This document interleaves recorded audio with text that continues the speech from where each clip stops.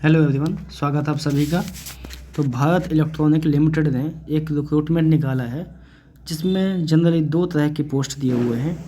एक पोस्ट है आपका प्रोजेक्ट इंजीनियर का, दूसरा पोस्ट है आपका ट्रेनी इंजीनियर का। तो ये दो तरह के पोस्ट यहाँ पर भारत इलेक्ट्रॉनिक लिमिटेड ने निकाला है। आप यहाँ पर देख सकते हैं, एक ऑफिशियल वेबसाइट है जो गवर्नमेंट ऑफ इंडिया का है।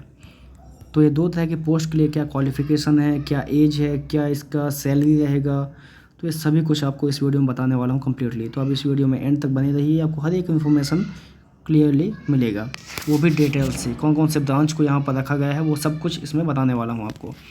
तो आप यहाँ पर देख सकते हैं कि ये दो तरह के पोस्ट के लिए यहाँ पर एक समरी दिया हुआ है। समरी में क्या है कि प्रोजेक्ट इंजीनियर की अगर हम बात करें तो इसमें जो इलेक्ट्रॉनिक ब्रांच है तो उसमें 164 पोस्ट हैं, मैकेनिकल में अलग पोस्ट हैं और कंप्यूटर साइंस में अलग पोस्ट हैं, और बाकी अलग अलग डिपार्टमेंट वाइज यहाँ पर पोस्ट दिए हुए हैं। तो यहाँ पर आप देख सकते हैं कि इतने सारे डिपार्टमेंट में पोस्ट बटे हुए हैं।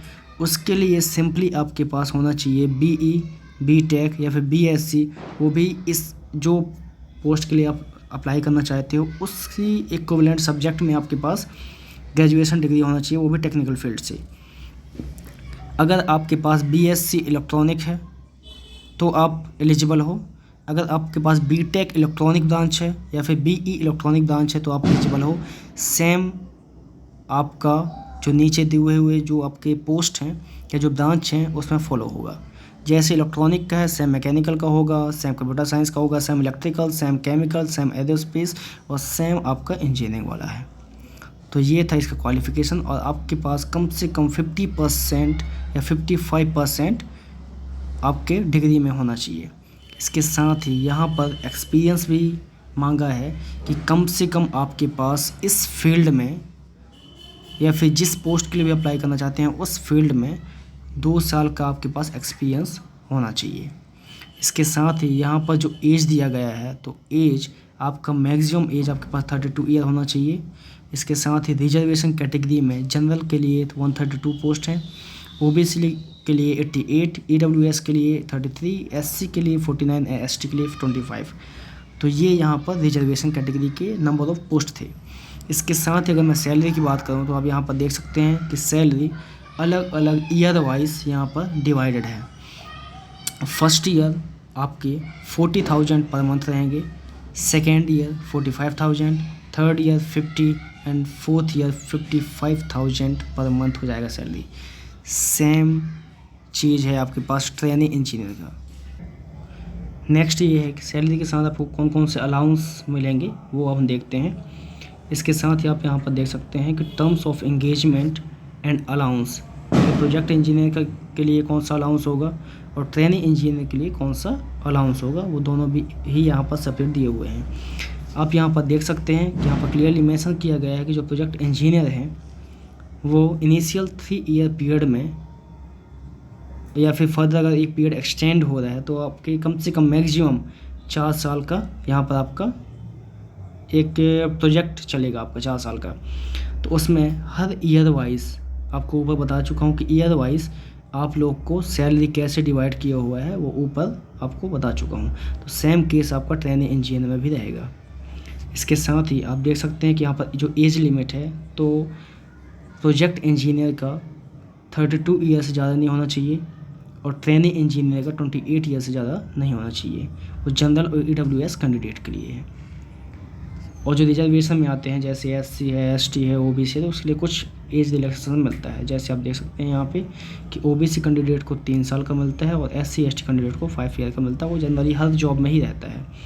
अगर कोई कैंडिडेट है जो 40% से ज़्यादा पर्सन विद डिजेबिलिटी के अंतर्गत आता है या फिर डिजेबिलिटी आता है तो उसको भी SC ST कैटेगरी के अंतर्गत ही या फिर मैक्सिमम, देखो स्टेट जॉब हो चाहे सेंट्रल जॉब हो उसका अलग अलग क्राइटेरिया रहता है एज रिलैक्सेशन का। पर इसमें क्या है कि जो 40% है डिजेबिलिटी उससे ज़्यादा हैं तो उनको 10 साल का एक्सपीरियंस, वो 10 साल का रिलैक्सेशन मिलेगा जॉब के लिए।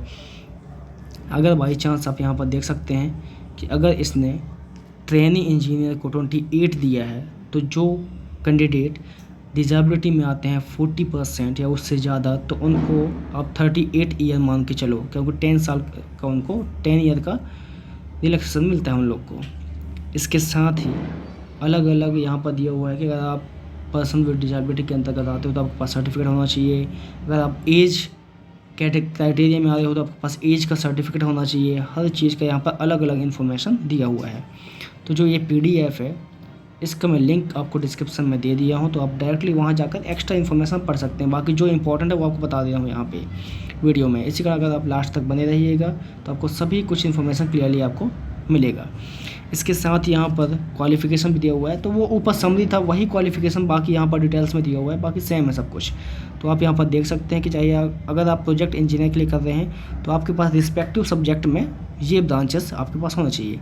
अगर आप इलेक्ट्रॉनिक्स ब्रांच से हैं तो आपको उसी जॉब के लिए अप्लाई करना पड़ेगा। अगर आप मैकेनिकल के हैं तो आपका जॉब भी सेपरेट रहेगा। तो सेम आपका रहेगा ट्रेनिंग का, ब्रांच वाइज आपके पास क्वालिफ़िकेशन होना चाहिए। तो आप इसको देख सकते हैं। बाकी मैं ऊपर बता ही चुका हूँ कि कौन सा क्वालिफ़िकेशन रहेगा, किस पोस्ट के लिए आप अप्लाई कर सकते हैं, क्या क्या होगा।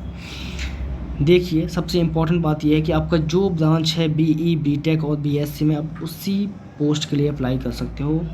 मैकेनिकल वाला इलेक्ट्रिकल में अप्लाई नहीं कर सकता, इलेक्ट्रिकल वाला मैकेनिकल में अप्लाई नहीं कर सकता, कंप्यूटर साइंस वाला मैकेनिकल में नहीं कर सकता।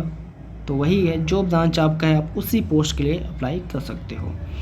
तो कितना % होना चाहिए वो यहाँ पर मेंशन है। 55 जनरल एंड OBC के लिए होता है, और पास क्राइटेरिया होता है SC ST and PW। Generally 50% होता है इनके लिए, पर जो पर्सन विद डिसेबिलिटी आते हैं इनके लिए जनरली 40 एंड 45 क्राइटेरिया दिया जाता है। इसके साथ ही यहाँ पर आप देख सकते हैं कि जो क्वालिफ़िकेशन है, एक्सपीरियंस है, वो यहाँ पर जो प्रोजेक्ट इंजीनियर हैं उनके लिए बस 2 साल का रखा गया है। बाकी जो ट्रेनिंग इंजीनियर रहेंगे उनके लिए कोई भी क्राइटेरिया नहीं दिया है एक्सपीरियंस के लिए, वो यहाँ पर था। इसके साथ ही कहाँ पर किस चीज़ में एक्सपीरियंस अगर आप लिए हैं तो प्रॉफिट नहीं होगा, वो यहाँ पर मेंशन किया हुआ है कि अगर आप एकेडमी, टीचिंग, रिसर्च वर्क इसमें एक्सपीरियंस है वो तो आपके लिए नॉन प्रॉफिट ऑर्गेनाइजेशन होगा।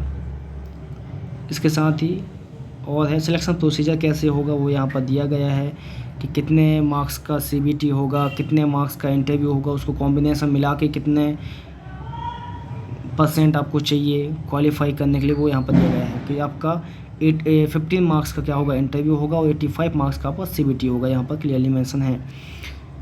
तो यहाँ पर आप देख सकते हैं कि 85 मार्क्स आपको CBT में क्वालिफाई करना पड़ेगा और 15 मार्क्स आपके रहेंगे इंटरव्यू में। मतलब आप मान लीजिए कि टोटल आपके 100 मार्क्स के रहेंगे, 100 मार्क्स आपको टोटल होंगे। ये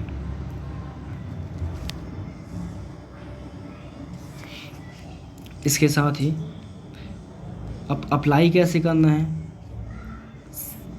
ये आपको दिया गया है वेबसाइट, आप सिंपली इस पे जाकर आप अप्लाई कर सकते हैं। और आपका जो लास्ट डेट है एप्लीकेशन फॉर्म का वो है 18 मई, तो ये आप ध्यान में रखिएगा।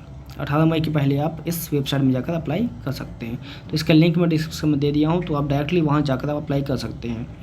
डिस्क्रिप्शन में आपके पास PDF का लिंक भी होगा और साथ में ऑनलाइन एप्लीकेशन फॉर्म का भी लिंक होगा, तो आप डायरेक्टली वहाँ जाकर अप्लाई कर सकते हैं।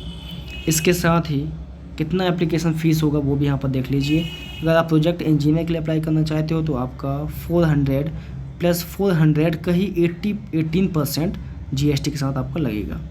इसके साथ ही अगर आप ट्रेनिंग इंजीनियर के लिए कर रहे हो तो आपका 150 साथ में उसका 18% आपका GST लगेगा।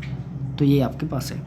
और जो कैंडिडेट SC ST और पर्सन विद डिसेबिलिटी बिलोंग करते हैं तो जो उसका एप्लीकेशन फ़ीस है वो नहीं लगेगा। अगर फ़ीस लगा भी तो बाद में रिफ़ंड हो जाएगा। तो आप जनरली इसमें SBI को प्रेफरेंस दिया गया है कि आप SBI के थ्रू आप पेमेंट कर सकते हैं, वो यहाँ पर दिया गया है। बाकी अगर आप ऑनलाइन पेमेंट कर रहे हैं तो वो एक्सेप्ट कर लिया जाएगा। इसके साथ ही कौन कौन से डॉक्यूमेंट्स अपलोड करने रहेंगे वो भी यहाँ पर दिया गया है कि आपके पास पासपोर्ट साइज़ फ़ोटो, अगर आप कोई क्राइटेरिया में अगर आप बिलोंग कर रहे हो जैसे पर्सन विद डिसेबिलिटी है या फिर एज क्राइटेरिया है, कोई अगर आपको रिजर्वेशन मिल रहा है तो उसका सर्टिफिकेट होना चाहिए, वो यहाँ पर क्लियरली मेंशन है आपके पास। तो ये 3-4 सर्टिफिकेट हैं वो यहाँ पर दिया हुआ है।